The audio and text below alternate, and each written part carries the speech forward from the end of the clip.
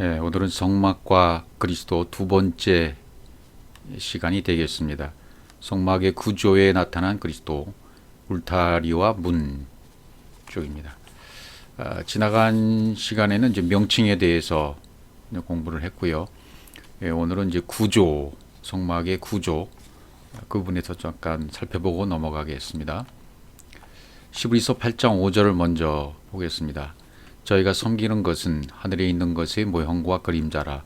모세가 장막을 지으려 할 때에 지시하심을 얻은 것 같으니 가라사대 삼가 모든 것을 산에서 내게 보이던 본을 쫓아 지으라 하셨느니라. 지난 시간에도 모세에게 지으신 식양대로 지어라 지시하심을 받았다라고 했는데 그 설계도가 바로 창세기 1장이라고 말씀을 드렸습니다.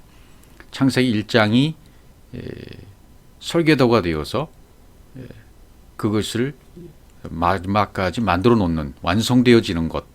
그래서 창세기 1장 31절을 살펴보았었죠. 숫자의 마지막 끝이 6이다. 창세기 1장 31절에는 다른 날 첫째, 둘째, 셋째, 넷째 모든 과정을 거쳐야 되는데 거기에서 심이 좋았더라는 말은, 심이라는 말은 여기가 처음이다. 심이 좋았더라. 심이 매우더라는, 심이 좋았더라는 것은 여기 몇 개 없습니다. 왜냐하면 6이 정리가 되었고 완성이 되었기 때문입니다. 6에 대해서 지난 시간에 잠깐 좀 살펴보긴 했었죠. 여섯째 날까지 모든 것이 이제는 엘로힘으로 다 완성이 되었다는 거죠. 모든 것을 모아서 통일이 된 겁니다. 하나가 된 겁니다. 그래서 내 눈에 하나님이 보여주신 것들이 이젠 하나로 보여지면 진리가 완성됐다고 볼 수 있는 거죠. 그래서 날개 6개, 도피성 6개, 도랑아리 6개, 이런 부분에 대해서 살펴봤고요. 셋이 짜게 되면 6이 되고, 셋과 셋이죠. 또 6이 짜게 되면 12이 되고, 6이 완성이 되어서 그래서 자연스럽게 아들이 된다. 6이 내 안에 성취가 되면 아들이 되는 거나 똑같습니다. 또 수의 끝, 말의 끝과 완성이 6이라는 것으로 말씀을 드렸습니다. 또 6이라는 숫자 안에는 이 죽이다라는 뜻도 있다고 합니다. 죽이다. 이것은 이제 그 당시에도 형벌에 육시라는 것이 있었다는 거죠. 우리나라 역사에도 부관참시라는 것이 있죠. 대역죄인들에게 형벌을 내리는 부관참시라는 것을 역사 속에서 우리 공부를 했었던 적이 있죠. 부관참시라는 것은 뭐죠? 죽은 사람의 시신을 다시 꺼내서 또 죽이는 거예요. 그러니까 2번 죽인다는 의미가 있는 거죠. 형벌의 육시라는 개념이 바로 그런 개념입니다. 육시, 2번 죽이다. 말 2번 죽이는 것이 한 번 죽은 사람을 다시 또 죽이는 거죠. 그래서 그 옛날 사람들이 상대적으로 나쁜 사람들을 대할 때 저놈은 육시할 놈이야, 죽어야 할 놈이야, 이렇게 표현했는데 이것이 우리 한국에 넘어와서는 욕으로 바뀐 거죠. 육시할 놈이라고요. 이것도 모형입니다. 왜? 육시할 놈이라는 것은 2번 죽일 놈이라는 뜻이에요. 그럼 그걸 여러분 진리적으로 살펴보자고요. 2번 죽이는 게 맞죠. 내가 2번 죽어야 될 놈이잖아요. 한 번은 불침례로 죽고, 2번은 불침례로 죽고, 2번 죽어야 될 놈이 맞는 거예요. 그러니까 6은 이렇게 죽이다는 개념도 포함되어 있다. 그러니까 6은 모든 것의 끝이에요. 완성이에요. 그래서 6을 다른 말로 바꾸면 성전으로 만들어 놓았다. 그래서 창세기 1장대로 설계대로 만들어 놓은 것, 그것을 6이라고 표현을 하는 것이죠. 그래서 이렇게 창세기 1장의 설계도대로 만들어지는 것이 바로 성전이다. 그래서 그 명칭에 대해서 지난주에 살펴보았고, 오늘은 이제 구조에 대해서 이렇게 전체적으로 보면 성막의 모양, 밖에서 볼 때는 이렇게 울타리가 쳐져 있고요. 여기 이제 기둥들이 있고 울타리가 쭉 서져 있고 여기 물두멍이 보이죠? 전대단. 여기 이제 천막이 쳐져 있고 성소와 지성소 안에 있는 것이죠. 이런 이제 겉으로 볼 땐 이렇게 보이는 모습이고요. 이렇게 뭐 또 다른 모양으로 보여지면 이제 정확하게 이렇게 구조에 대해서 그림을 볼 수가 있습니다. 번제단의 앞에 있고 여기 이제 문이죠. 번제단, 물두멍, 성막들, 지성소, 성소와 지성소. 여기 뭐 이제 몇 규빗, 몇 규빗, 뭐 동, 서, 남, 북으로 되어 있는 지파들이 세 지파씩 머물고 있는 동서남북 이렇게 되어 있죠. 성막들 여기만 하더라도 뭐 한 314평 정도 된다고 하니까 300평이 넘는 정도니까 굉장히 넓은 거죠. 성막들만 해도. 여긴 바깥들, 여기는 안뜰이죠.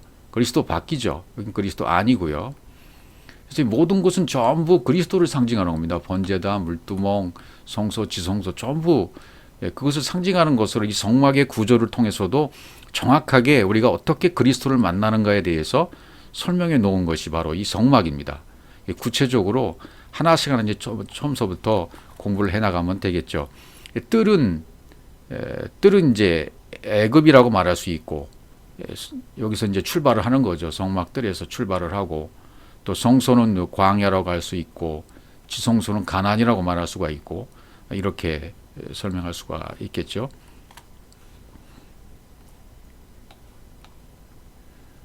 요건 이제 성소와 지성소의 단면도를 본 것입니다. 출애굽기 26장 33절에서 이제 성소와 지성소를 휘장이 이렇게 성소와 지성소를 구분하고 있는 상태가 있지 않습니까? 여기 이제 이 부분이 성소 부분이고 여기가 지성소 부분이고요. 여기 이제 다 구조물들이 이렇게 있는 것을 볼 수 있는데 이제 하나씩 우리가 이제 공부를 해 나가야 되겠죠. 이 성소에는 여기 보이는 뭐 촛대가 있고요. 떡상, 촛대, 향단 뭐 이렇게 세 가지가 있는 것을 볼 수 있고 여기 이제 법궤가 앞에 있죠. 법궤, 언약궤, 증거궤라고 말해서 이 지성소에 자리를 잡고 있습니다. 출애굽기 25장 17절 정금으로 속죄조소를 만들되 장이 2규빗 반, 광이 1규빗 반이 되게 하고 뭐 이런 표현들이 나와 있습니다. 성막은 세마포 울파리로 이렇게 쌓여져 있죠. 그래서 밖에서는 절대로 이제 안을 볼 수가 없는 그런 모습입니다. 그래서 만나는 것이 아까 번제단, 물두멍 이런 것은 전부 지나게 되어 있습니다. 그래서 마당에 두 칸으로 성소와 지성소로 이렇게 되어 있고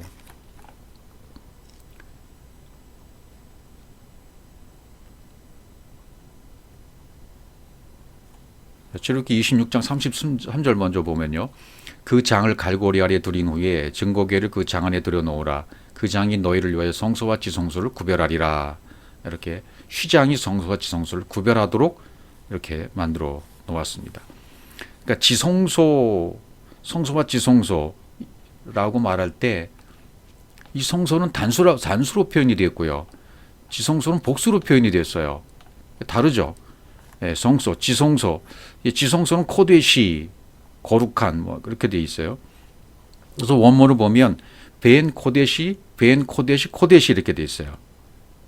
그래서 벤 코데시 앞에는 성소 단수로 돼 있는데 벤 코데시 이건 복수로 지성소는 복수로 되어 있다는 얘기죠. 코데시라는 말은 영적 눈이 열려져서 통로가 열려져서 하나님의 형상으로 만들어지는 것 그게 거룩이지 않습니까? 그게 거룩이에요. 벤 코데시 할 때 성소를 말하는데 다시 말하면 예수에서 그리스도로 넘어가는 것을 머릿속으로 그리시면 되겠습니다. 인류의 씨 있는 남자는 딱 한 분입니다. 그리스도 한 분뿐이십니다. 그러니까 예수 그리스도가 성육신 하셔서 약속의 기둥에 죽고 영으로 살아나면 그리스도가 돼요. 그러니까 예수와 그리스도를 구분해야만 예수에서 그리스도로 살아나는 수많은 아들들이 만들어지는 거죠. 복수가 된다는 얘기가 되는 거죠. 깨어나는 거죠. 그래서 창세기 1장 1절은 이미 모든 것이 다 분배가 끝났다라고 지난 시간에 말씀을 드렸죠. 창세기 1장 1절에서는 하나님이 모든 것을 다 완성해 놓으셨습니다. 영의 분배가 끝났습니다. 사람이 영으로 부어졌습니다.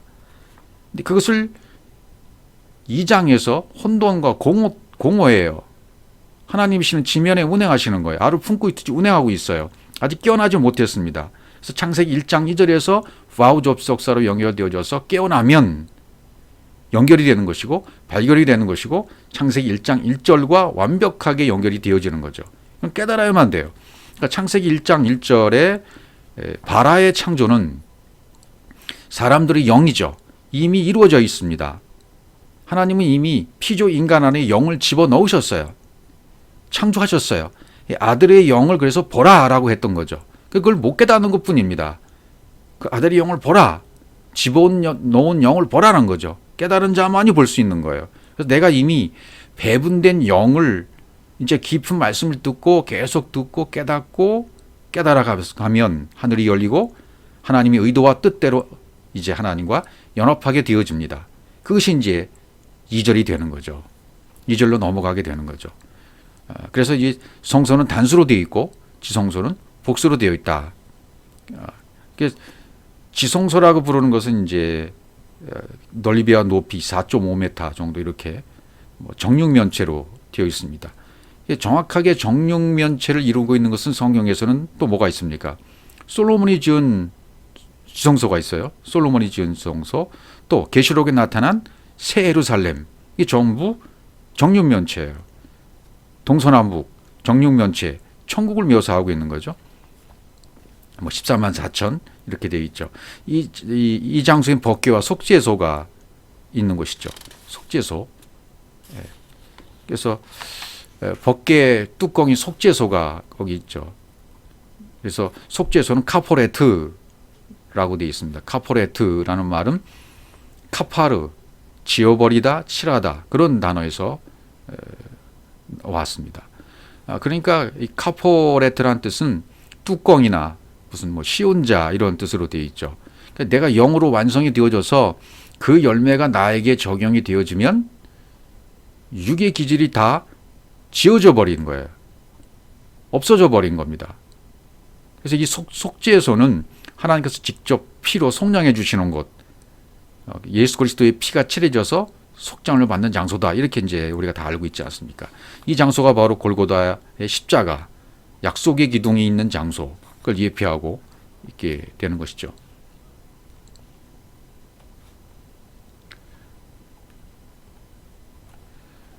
그래서 성막의 벽은 금판으로 이제 씌워져 있고, 또 지붕은 4겹으로 씌워져 있고요.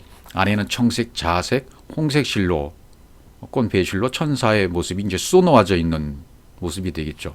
그 외에는 염소털로 어떤 천으로 덮었고, 그 외에는 붉은색으로 물들인 수양의 가죽으로 덮고, 맨 위에는 해달의 가죽으로 이렇게 포장을 덮어 버리게 됩니다. 그래서 출애굽기 26장 10절에 보면 14절 붉은 물들인 수양의 가죽으로 막의 덮개를 만들고 해달의 가죽으로 그 웃도개를 만들지니라 이렇게 되어 있죠. 그러니까 성소와 지성소 안에는 절대로 외부의 빛이 들어가지 못하도록 다 차단을 하신 거죠.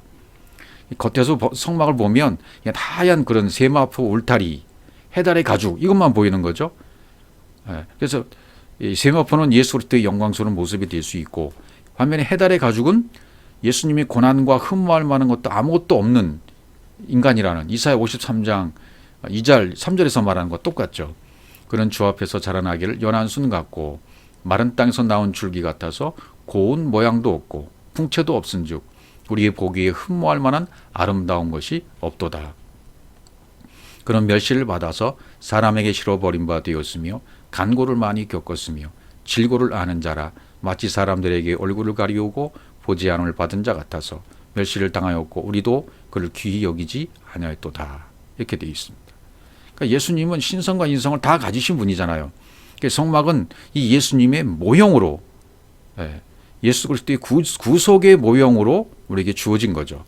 그래서 성막의 모든 것이 예수 그리스도를 나타내고 있어요. 그래서 창세기 1장의 설계도가 나타나는 것이다. 창세기 1장의 설계도가 다 그려진 것이다. 그 설계도대로 만들어진 것이다. 성막은. 그래서 결국은 아들의 창조로 그 성막의 무슨 명칭과 구조와 또 치수 하나하나 모든 과정들을 통해서 전부 아들로 창조되는 과정들을 내 안에서 이루어진 일들로 설명을 해 주고 있는 겁니다.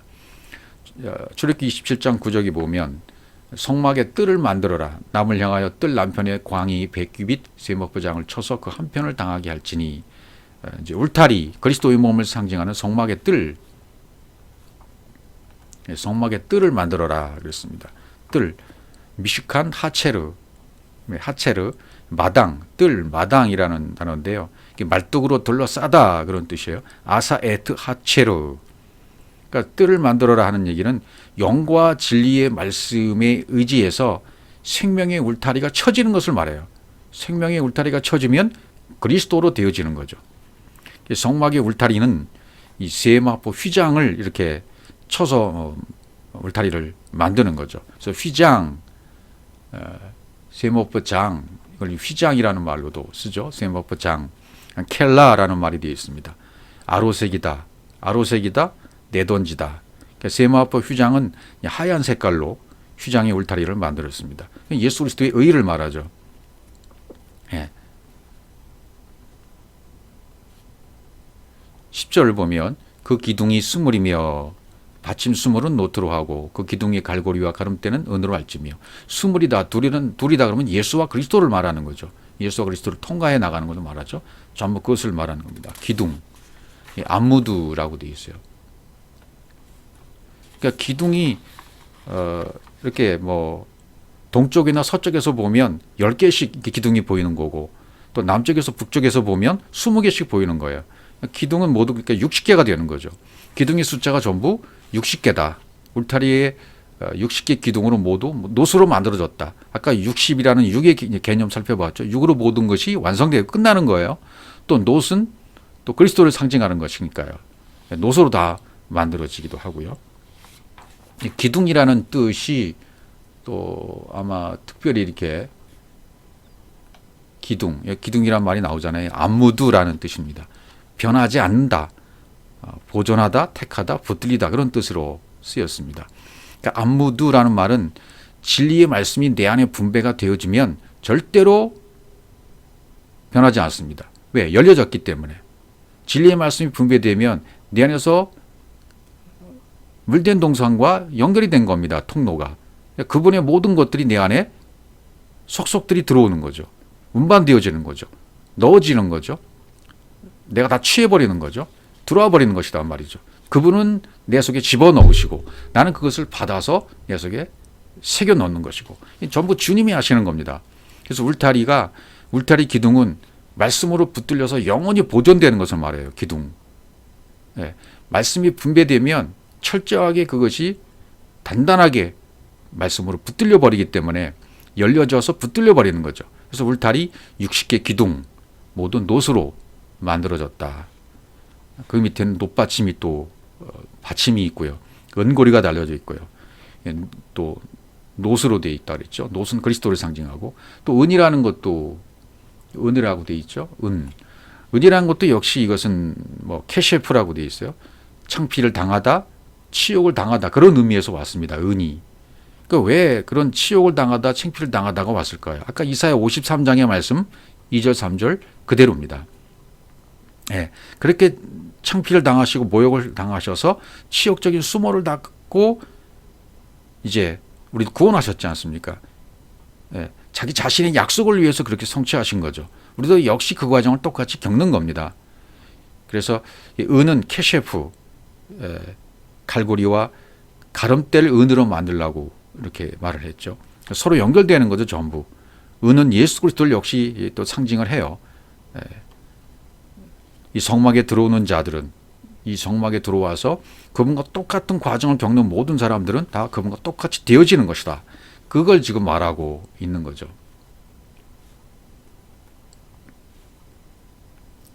예. 그러니까 성막의 문은 이제 청색, 자색, 홍색 실, 가늘게 꼰 배실로 수놓아져 있다. 이렇게 출애굽기 27장 16절에 되어 있는데 구절이 미처 안 적힌 것 같으네요. 그러니까 네 가지 색깔은 신약에서 사복음서, 동서남북, 천국을 말하기도 하죠. 먼저 청색이 나오죠. 청색. 청색은 생명의 말씀을 말하죠. 생명 대신 그리스도를 의미합니다. 그러니까 이것은 사복음서로 말하면 생명되는 영적인 책이니까 요한복음을 말할 수 있겠죠. 그러니까 청생, 테켈레트라고 되어 있는데 청색은 하나님께서 나에게 전달하신 그 전달하심이 나에게 몽땅 적용이 돼버리는 거예요. 적용이 돼버리니까 완성이 됐어요. 완성이 되니까 생명이 돼버린 거죠. 그래서 청색이라고 설명을 한 것입니다. 그 자색은 왕권을 의미하는 색깔입니다. 왕 대신 그리스도. 염료가 당시에 너무나 귀했기 때문에 왕족과 귀족들만 입었던 옷에 이 염색을 했다 그러죠.